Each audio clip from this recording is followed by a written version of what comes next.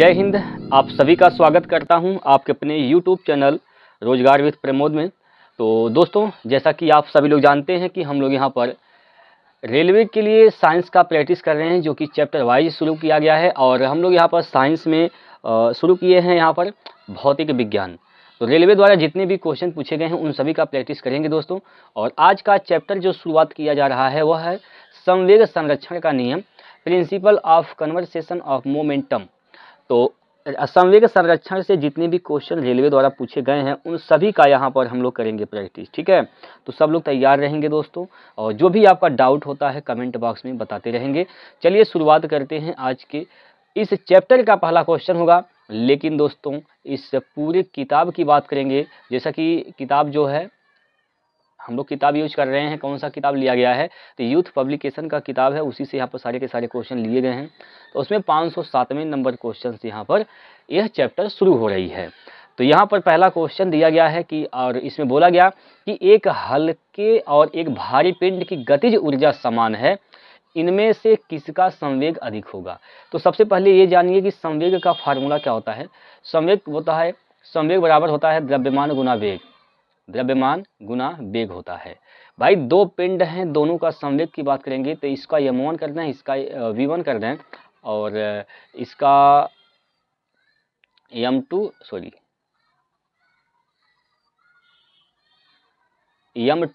और v2 कर देंगे दोस्तों।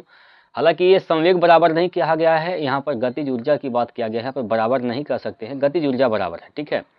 देखिए, जिसका द्रव्यमान ज़्यादा होगा, द्रव्यमान जिसका ज़्यादा होगा उसका जो संवेग होगा वह भी ज़्यादा होगा।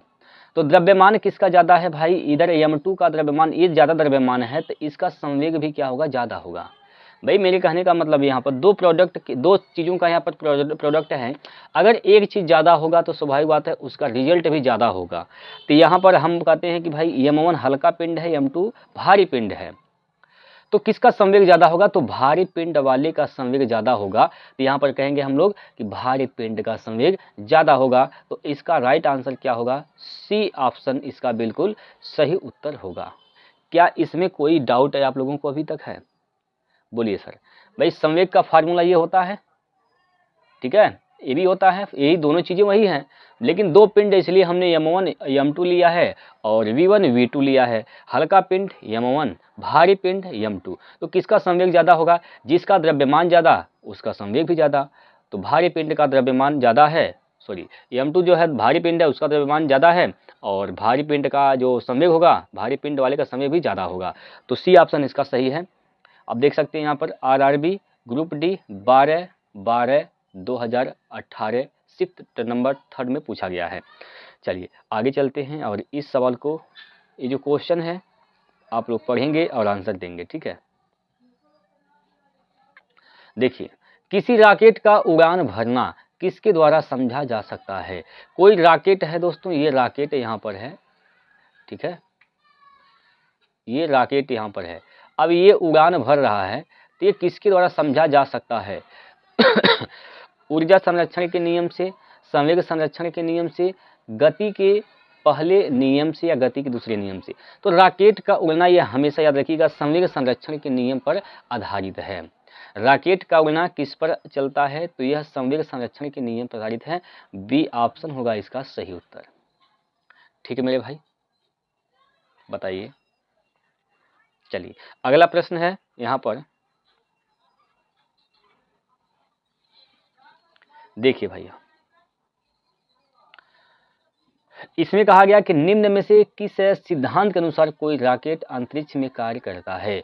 कौन सा सिद्धांत लगता है वहां पर, रॉकेट का उड़ना संवेग संरक्षण का नियम है, यानी संवेग संरक्षण का सिद्धांत है। तो ए ऑप्शन इसका सही है, ठीक है, ए ऑप्शन इसका क्या हो जाएगा, सही आंसर हो जाएगा। चलिए आगे चलते हैं, और अगला प्रश्न यहाँ पर लेते हैं, आपके सामने है, और इसका उत्तर बताइए क्या होगा। प्रश्न नंबर 510 है। तो यहाँ पर बोला गया कि एक सेल के विस्फोट के बाद कई टुकड़े अलग अलग दिशाओं में उड़ जाते हैं, इस स्थिति में क्या संरक्षित होता है। तो अगर कोई भी चीज़ जब अलग टूटता है, लड़ता है, अलग अलग होते हैं, तो उसमें हमेशा याद रखिएगा संवेग हमेशा संरक्षित होता है, संवेग नहीं बदलता है। ठीक है, तो इसका जो सही आंसर है संवेग यानी ऑप्शन नंबर डी है। ये भी देखिए ग्रुप डी में पूछा गया है। ठीक है, ग्रुप डी में भी पूछा गया है। ठीक है भाई, तो चलिए अगला प्रश्न की ओर, और ये क्वेश्चन है आपके सामने, लगाइए। देखिए दोस्तों, इस सवाल में कहा गया कि 2 किलोग्राम की एक पिस्तौल से 150 मीटर प्रति सेकंड वेग के साथ एक 30 ग्राम की एक गोली क्षैतिज रूप से चलाई गई है। पिस्तौल का प्रतिरक्षी वेग ज्ञात कीजिए। पिस्तौल का प्रतिरक्षी वेग बताना है। तो देखिए भाई, यहाँ पर हमेशा संवेग क्या होता है, संरक्षित होता है। यानी पिस्तौल का संवेग, गोली का संवेग निकालेंगे, दोनों बराबर करेंगे। ठीक है, तो पिस्तौल का संवेग, इसके लिए पिस्तौल के लिए हम लोग यहाँ पर कैपिटल एम मान रहे हैं और कैपिटल वी मान रहे हैं। ये हो गया संवेग, और इसका स्मॉल एम और स्मॉल वी, ये है दोस्तों गोली का वेग, गोली का द्रव्यमान। अच्छा, 2 किलोग्राम की एक पिस्तौल, यानी एम का मान कितना है, 2 किलोग्राम। पिस्तौल का प्रतिरक्षित वेग बताना है, यानी वी का मान निकालना है, बराबर एम का मान कितना है यहाँ पर 30 ग्राम है। 30 ग्राम का मतलब कितना है, 1000 से भाग करेंगे। ठीक है, तो यहाँ पर हो जाएगा 0.30, ठीक, 0.30 हो जाएगा, और गुणे यहाँ पर क्या कर देना है, यहाँ पर 15 कर देना है। तो 15 × 45, 4.5। ठीक है, तो v बराबर क्या हो जाएगा, 2 से भाग करेंगे, 2 दूनी 4, 2 दूनी 4, 1 बचेगा, 2 5 10, यानी v का मान जो आएगा 2.25 आ जाएगा। यानी यहाँ पर क्या होगा, इसका राइट आंसर 2.25। लेकिन मामला यहाँ पर ये प्लस और माइनस का आता है। मामला क्या है, प्लस और माइनस। अब अगर यहाँ पर पिस्तौल जो है, देखिए इस बात को समझिएगा, ये पिस्तौल है, ठीक है, ये पिस्तौल है। अब इससे गोली जब चलाई गई है तो गोली तो इधर गई, गोली का वेग इधर हुआ, लेकिन पिस्तौल का वेग इधर हो गया, तो विपरीत गया। तो विपरीत जाने का मतलब यहाँ पर माइनस लगा देना है। क्या लगा देना है, यहाँ पर माइनस लगा देना है। तो यहाँ से ऑप्शन ए इसका सही उत्तर होगा। ठीक है, ऑप्शन नंबर ए हो जाएगा इसका राइट आंसर। चलिए अगले प्रश्न की ओर, और अगला क्वेश्चन है आपके स्क्रीन पर, बताइए। 0.01 किलोग्राम द्रव्यमान की एक बंदूक की गोली को 5 किलोग्राम वजन की बंदूक से दागा जाता है। यदि गोली की प्रारंभिक चाल 2.5 मीटर प्रति सेकंड है तो बंदूक के प्रतिक्षेप की चाल ज्ञात कीजिए। तो यहाँ पर भी संवेग क्या करना है, बराबर करना है। तो संवेग बराबर कर देंगे, तो पिस्तौल का संवेग क्या हो जाएगा, पिस्तौल का संवेग द्रव्यमान गुना वेग। तो पिस्तौल का द्रव्यमान क्या है, 5 किलोग्राम, इसका वेग क्या है वही निकालना है, इसका चाल निकालना है। और गोली की बात किया जाए तो गोली का कितना वजन है, यहाँ पर गोली का वजन है 0.01 और इसका वेग 250 मीटर प्रति सेकंड है।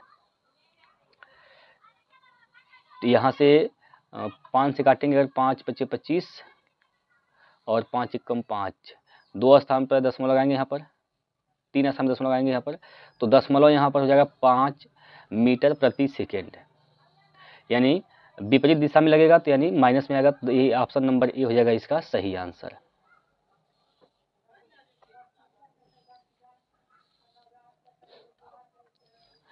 चलिए अगला प्रश्न,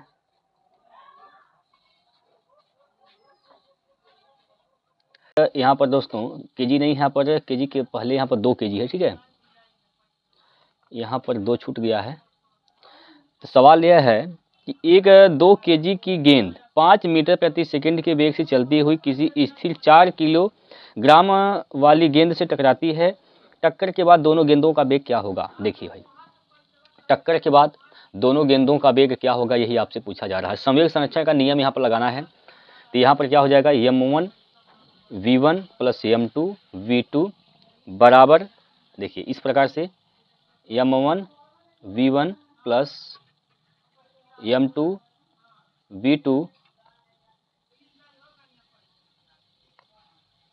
v2 बराबर m1 plus vm2 into v।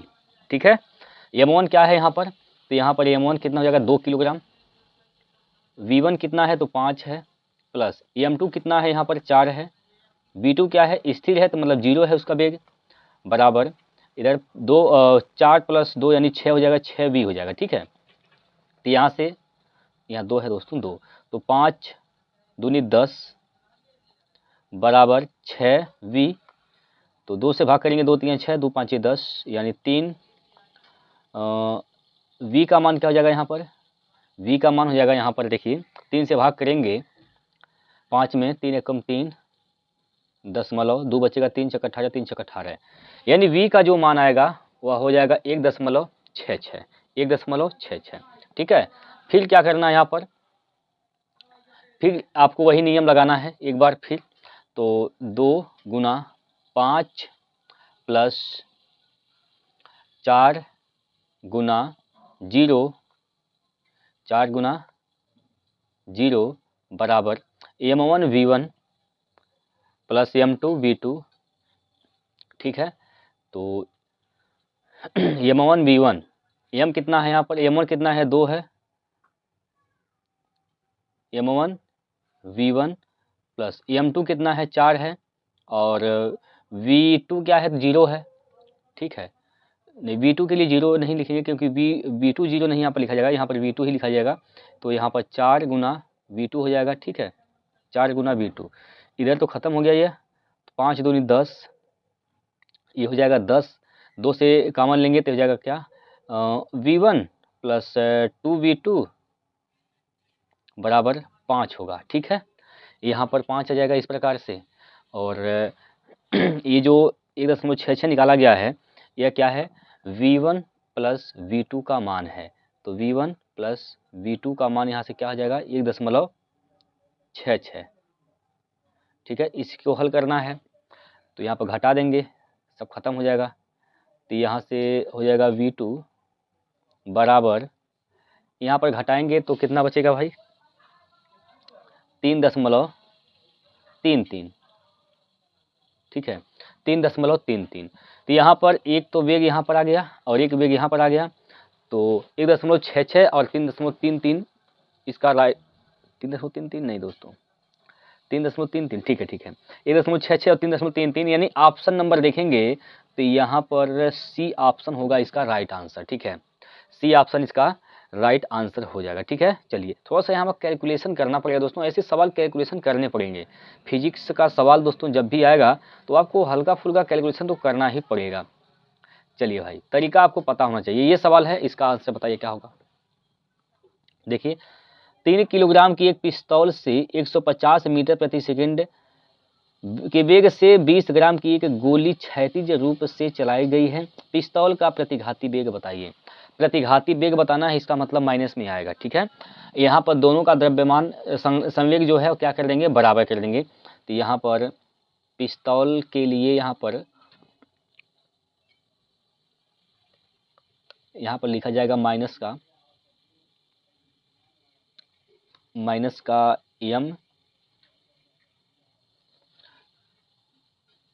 Into we बराबर स्मॉल m इंटू वी, ये गोली का हो गया। ठीक है, अब 3 किलोग्राम का पिस्तौल है, पिस्तौल कितने किलोग्राम का है तो 3 किलोग्राम का है, तो यहाँ पर माइनस का 3 आ जाएगा, 3v बराबर, और गोली क्या है 20 ग्राम है, तो ये हो जाएगा 20/1000 इंटू इसका वेग क्या है, तो इसका वेग है 150 मीटर प्रति सेकेंड, ये हो जाएगा 2 जीरो से यहाँ पर 2 जीरो कैंसिल हो जाएंगे, और 15 दूना 30 भाग देंगे यहाँ पर 10 से तो 3 हो जाएगा यहाँ पर। ठीक है, 3 हो जाएगा, यहाँ से इसको काटेंगे 3 से 3 कटेगा, तो v का मान जो होगा दोस्तों वह माइनस का 1 आ जाएगा। कितना आएगा माइनस का 1, यानी ऑप्शन नंबर कौन सा सही है, तो ऑप्शन नंबर कौन सा सही होगा यहाँ पर, ऑप्शन नंबर बी होगा सही दोस्तों, यहाँ पर -1 आएगा। ठीक है, यहाँ पर -1 आएगा, -1 मीटर प्रति सेकेंड। क्लियर है। बोलिए, क्या इसमें कोई दिक्कत है आप लोगों को? चलिए आगे चलिए अगले प्रश्न पर और इस सवाल का उत्तर बताइए। 10 मीटर प्रति सेकंड से गतिमान एक 2000 किलोग्राम का ट्रक ट्रैफिक लाइट पर खड़ी एक कार से टकराता है। टकराव के बाद दोनों एक साथ 8 मीटर प्रति सेकंड की गति से चलते हैं। कार का द्रव्यमान ज्ञात कीजिए। देखिए भाई, कार का यहाँ पर आपको द्रव्यमान बताना है तो क्या करना पड़ेगा। देखिए यहाँ पर संवेग संरक्षण का नियम लगाएंगे तो यहाँ से m1 m2 m1 v1 plus m2 v2 बराबर हो जाएगा m1 plus m2 into v। ठीक है, m2 क्या है? m2 जो है वही क्या है? कार का द्रव्यमान माना गया है। m1 क्या है? ट्रक का द्रव्यमान। तो ट्रक का द्रव्यमान कितना है? यहाँ पर 2000 है। 2000 इसका वेग क्या है? तो इसका वेग 10 मीटर प्रति सेकंड है। प्लस m2 का द्रव्यमान क्या m2 क्या हो जाएगा यहाँ पर भाई? m2 का द्रव्यमान तो निकालना है। इसका वेग क्या हो जाएगा? 0, क्योंकि खड़ी है तो वेग 0 हो जाएगा, तो 0 हो जाएगा यहाँ पर। तो 0 जब लिखेंगे 0 का गुना m करेंगे तो ये पूरा 0 हो जाएगा और बराबर m1 क्या है? तो यहाँ पर 2000 है प्लस यहाँ पर m2 का मान निकालना है तो m2 हो जाएगा और इंटू कितने की गति से यहाँ पर जा रहा है? 8 से, तो 8 यहाँ पर गुना कर देंगे। ठीक है, बोलिए 8 से काटेंगे क्योंकि ये 0 जोड़ेंगे तो यही होगा। 8 से काटेंगे तो 8 से काटिए, 8 दूनी 16, 4 बचेगा, 8 पचे 40, 250, एक 10 से गुना करेंगे तो यहाँ पर हो जाएगा 2500। ठीक है, तो m2 का मान कितना हो जाएगा? m2 का मान 2000 यहाँ पर घटा देंगे 2500 में से तो क्या हो जाएगा? यहाँ पर 500 किलोग्राम हो जाएगा। m2 का मान कितना आएगा? तो 500 किलोग्राम आएगा। तो इसका जो राइट आंसर है सी नंबर ऑप्शन सही है। ठीक है, सी ऑप्शन इसका बिल्कुल सही उत्तर है। चलिए अगले प्रश्न की ओर, और ये सवाल आपके सामने है, बनाइए।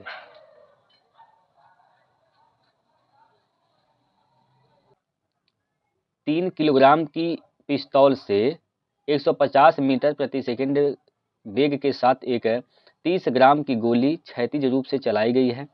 पिस्तौल का प्रतिघाती वेग कितना है? देखिए, पिस्तौल का द्रव्यमान m, पिस्तौल का वेग v कैपिटल मान लिए हमने, और गोली का द्रव्यमान स्मॉल m, गोली का वेग स्मॉल v। चलिए मान रखते हैं कितना है यहाँ पर पिस्तौल का द्रव्यमान? तो 3 किलोग्राम। इसका वेग निकालना है, इसका द्रव्यमान कितना है? 30 ग्राम है। इसको किलोग्राम में बदलेंगे तो 1000 से भाग कर देंगे। ठीक है, 1000 से यहाँ पर क्या कर देंगे? तो भाग कर देंगे और इसका वेग क्या है? तो 150 है, 150 है। देखिए ये 2 जीरो से यहाँ पर 2 जीरो कट जाएंगे, 15 तो यहाँ 45 हो जाएगा। इसको 3 से काट सकते हैं, 3 से काट देंगे तो v का जो मान आएगा दोस्तों 15/10 यानी 1.5 आएगा। 1.5 माइनस में आएगा क्योंकि प्रतिघाती वेग है, माइनस में आएगा। 1.5 इसका राइट आंसर है ऑप्शन नंबर। देखिए ये बी की जगह सी दिया गया है, कोई बात नहीं है दोस्तों, यही इसका राइट आंसर होगा। ठीक है, चलिए अगला प्रश्न है। देखिए भाई, अब इसका उत्तर क्या होगा बताइए। 12 ग्राम द्रव्यमान की गोली को एक राइफल से दागा जाता है। गोली इसके बैरल से होकर जाने में कुल 0.006 सेकंड का समय लेती है और इससे 300 मीटर प्रति सेकंड के वेग से छोड़ी जाती है। राइफल द्वारा गोली पर आरोपित बल क्या है? बताइए क्या बल लगा है, यही आपसे पूछा गया है। देखिए भाई, अगर हम गोली की द्रव्यमान की बात करें तो गोली का द्रव्यमान क्या है? तो यहाँ पर गोली का द्रव्यमान यहाँ पर लिख दें, यहाँ पर 12 है, 12 ग्राम है। ठीक है, तो इसको किलोग्राम में बदलेंगे तो यहाँ पर 1000 से अगर भाग कर देते हैं तो ये हो जाएगा 10.012 kg, किलोग्राम में हो गया इसका द्रव्यमान। ठीक है, गोली का अंतिम वेग क्या है? इसे 300 मीटर प्रति सेकंड के वेग से छोड़ी जाती है, तो अंतिम वेग यही हो जाएगा इसका। अंतिम वेग यानी v का जो मान हो जाएगा वह 300 मीटर प्रति सेकंड हो जाएगा। ठीक है, समय क्या होगा? तो टाइम की बात की जाए, टाइम यहाँ पर 0.006 सेकंड का यहाँ पर समय लग रहा है। अब न्यूटन की गति का दूसरा नियम लगा देंगे। यहाँ पर F बराबर ma होता है, आप जानते हैं सर, F बराबर ma होता है, F बराबर ma, ठीक है। तो लगाइए यह नियम। तो F बराबर क्या हो जाएगा, m क्या है यहाँ पर, तो 0.012 होगा यहाँ पर, 0.12 इंटू वेग परिवर्तन की दर को तुरंत करते हैं। अंतिम वेग यहाँ पर 300 है, प्रारंभिक वेग 0 है, तो 300 माइनस 0 करेंगे तो हो जाएगा 300 बटे समय 0.006 हो जाएगा, ठीक है। बताइए, यहाँ पर कोई दिक्कत नहीं है। चलिए आगे समझते हैं। ये 0.33 स्थान पर खत्म हो जाएगा, 6 से भाग देंगे, 6 दूनी 12 और 2 3 600, ठीक है। तो F का मान क्या आ गया, तो यहाँ से 600 न्यूटन यहाँ पर बल लग रहा है और यही पूछा गया है दोस्तों। तो 600 न्यूटन इसका राइट आंसर है ऑप्शन नंबर डी, ठीक है दोस्तों। ये क्वेश्चन हुए थे जो रेलवे ने पूछे हैं। तो उम्मीद करता हूँ कि आपको हर चीज़ समझ में आई होगी। अगर जो भी डाउट आपका होता है तो दोस्तों आप सभी लोग कमेंट सेक्शन में अपना डाउट लिखेंगे, आपके सभी कमेंट पढ़कर उसका जवाब देता हूँ मैं। तो बिल्कुल भी परेशान नहीं होंगे आप लोग, ठीक है। अब इसको यहीं पर हम लोग समाप्त करते हैं। कल जो है दोस्तों हम लोग एक अलग चैप्टर शुरू करेंगे और वह होगा दूरी और विस्थापन, साथ ही साथ हम लोग चाल और वेग भी यहाँ पर कवर करेंगे। तो चलिए आज के लिए इतना ही, बाकी फिर मिलते हैं कल। तब तक के लिए जय हिंद, जय भारत। तो चलिए आज के लिए इतना ही, बाकी फिर मिलते हैं कल। तब तक के लिए जय हिंद, जय भारत।